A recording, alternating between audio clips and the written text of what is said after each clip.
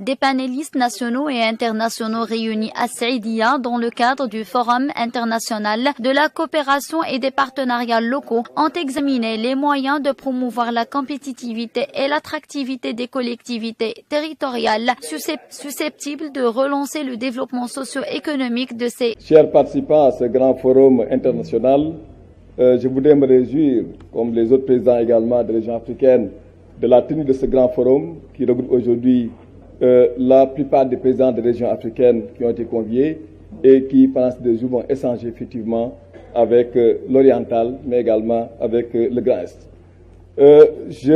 Étant donné que j'ai été convié à participer comme panéliste, je n'ai pas un cas pratique que j'ai amené du Sénégal et je crois ne pas avoir besoin de revenir sur les questions de concept, de définition en ce qui concerne l'attractivité du territoire, parce que ceux qui m'ont précédé ont déjà brillamment traité cette question d'attractivité du territoire et de compétitivité. Et je veux dire que je suis parfaitement d'accord avec M. le professeur qu'avec après la Deuxième Guerre mondiale, avec la mode du néolibéralisme et la mondialisation, la concurrence a été partout. Une concurrence entre les États, mais également une concurrence au niveau du territoire. Si le géographe Lacoste parlait que la géographie avait permis de faire la guerre, nous sommes dit en tant que gestionnaire de territoire que la géographie nous permet de faire également la concurrence positive entre les différents territoires. Je suis parfaitement également d'accord avec M. le secrétaire général de la région de l'Oriental qui nous a parlé de sa région et des politiques qui ont été développées ici. Effectivement, la région de l'Oriental a joué un rôle extrêmement important. De 2015 à nos jours, de Johannesburg jusqu'à Marrakech, nous avons pu, dans le cadre de la solidarité entre la région territoriale, voir ce qui a été fait ici de façon positive, et cela a été reporté. Si nous avons pris conscience du coaching territorial en 2015 à Johannesburg, ça nous a permis de signer des conventions ici et de le partager avec les régions africaines. Au Sénégal, le fait d'utiliser le coaching territorial et d'avoir un centre nous a permis, en novembre dernier, d'être le leader national en matière de transformation de l'économie locale par le biais des filières. Si l'approche ici a été une approche coopérative et association, au niveau du Sénégal ou de Kaolack, nous avions développé une approche filière et cela nous a permis d'avoir le sociogramme de la filière sel qui est l'or au niveau de notre région et ça a permis à Kaolack d'être premier département au niveau national et ça nous le devons effectivement à la région de l'Oriental. L'économie sociale et solidaire également nous développons parce que nous avons des régions qui ont du potentiel agricole réel. L'économie sociale, cette approche que nous avons ici a une approche également extrêmement positive et cela nous a permis également d'avoir beaucoup de choses. Donc c'est pour dire en parlant de l'activité de territoire, non seulement il y a une concurrence accrue entre les différents territoires, il y a la professionnalisation également qui arrive en lieu. On a besoin de plus en plus de conseils et d'expertise en matière de développement territorial. Les différentes réformes que nous avons eues en France comme au Maroc, ces 2 pays ont fait pratiquement les mêmes réformes, c'est la fusion, c'est la création de grandes régions.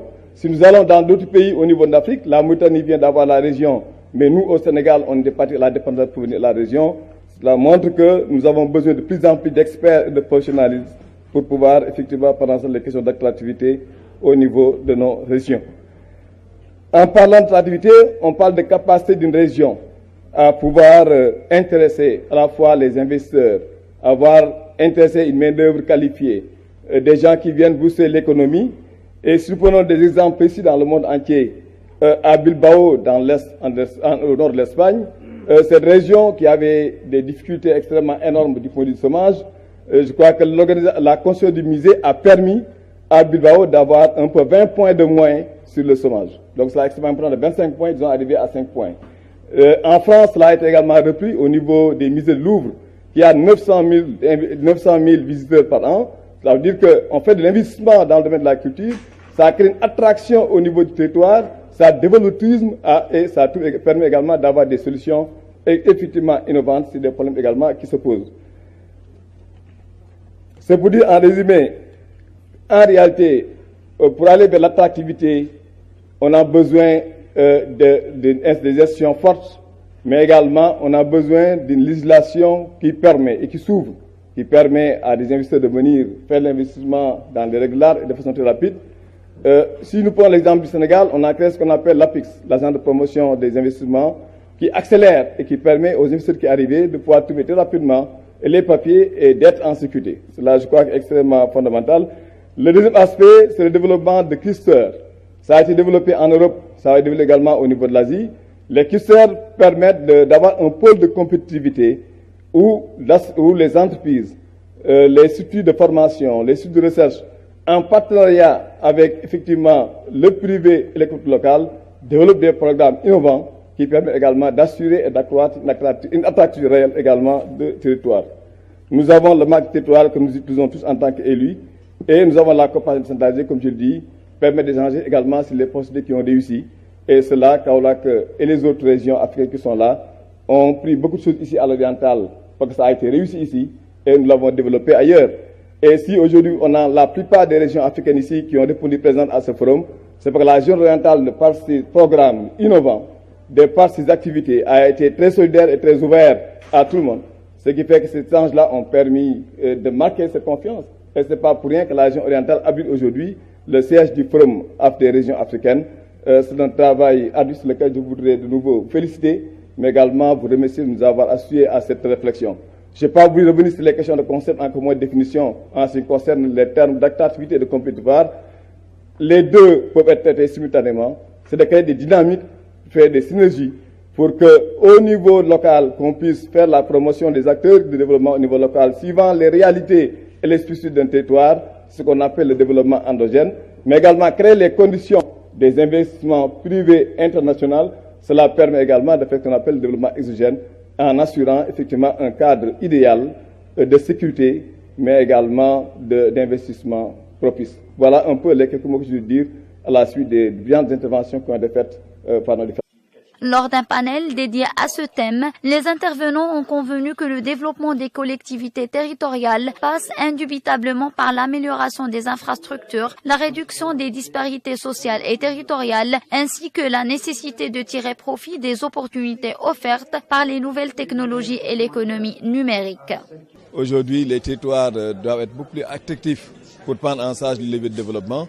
Et pour cette raison, nous avons conclu que nécessairement pour aller vers des territoires compétitifs, des territoires attractifs mais également viables, il faut envisager, mettre en place ce qu'on appelle des pôles de compétitivité, qu'on appelle clusters, qu'on en trouve également partout dans le monde. En France seulement, nous avons 56 pôles de compétition. Il faut aller également dans le sens d'avoir des instruments frappants. Le deuxième point, c'est qu'il faut aller vers le marketing territorial. C'est-à-dire développer le territoire à part de ses ressources, à part de ses potentialités. Cela, je crois, également extrêmement fondamental. Le troisième point, il faut nécessairement, au niveau politique, au niveau des législations, que l'État au niveau central puisse décentraliser en termes de compétences, mais également en termes de ressources financières. Activité suppose une meilleure planification, une meilleure articulation des différents instruments de planification de territoire, mais aussi mobiliser les ressources humaines et financières qui permettront de réaliser l'échantillon de cette attractivité. Alors pour l'oriental, il y a un ensemble d'efforts qui sont consentis par le Conseil de la région orientale en la matière. Un volet d'amélioration des infrastructures ferroviaires, maritimes, routières, mais aussi la mise à la disposition d'investisseurs, de plateformes et d'assiettes financières qui permettront d'abriter leurs projets, mais aussi des mécanismes de financement qui permettront d'inciter les entreprises à venir investir au niveau de la... Initié par la région de l'Oriental et la région française Grand Est, ce forum, organisé par le soutien du ministère de l'Intérieur et le ministère français de l'Europe et des Affaires étrangères, vise à rechercher les meilleures formes de partenariat permettant d'accroître l'impact sur le développement local en mutualisant les moyens et les ressources disponibles.